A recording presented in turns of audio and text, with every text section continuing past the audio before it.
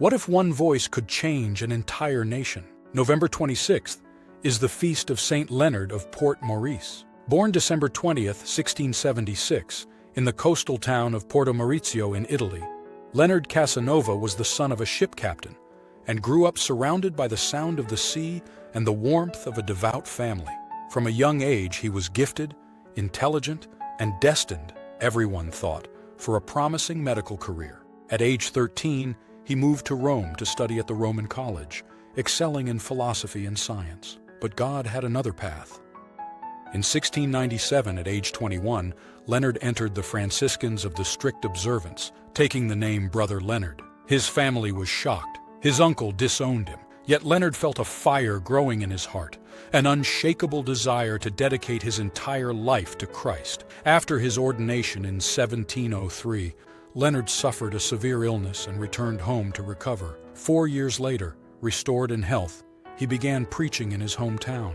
And something extraordinary happened. Crowds gathered, hearts opened. People wept as they listened. Leonard's preaching was powerful not because of theatrics, but because of sincerity. He lived what he preached: poverty, humility, and complete trust in God.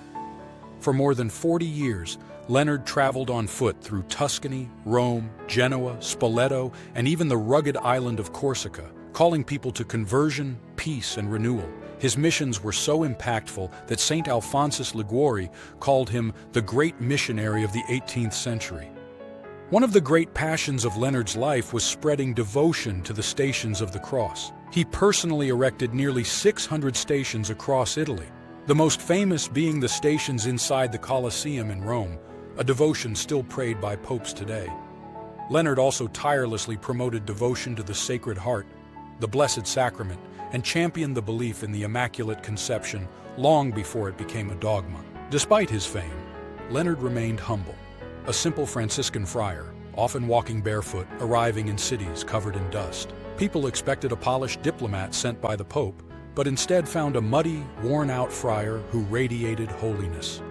Late in life, exhausted by decades of missions, Leonard returned to Rome. On November 26, 1751, at age 74, he returned to God at the beloved Franciscan monastery of St. Bonaventure on the Palatine Hill. He would later be named patron of parish missions. St. Leonard of Port Maurice teaches us that one life, lived with total dedication, can ignite faith in millions. St. Leonard of Port Maurice, pray for us and inspire us to live with the same courage, humility, and love.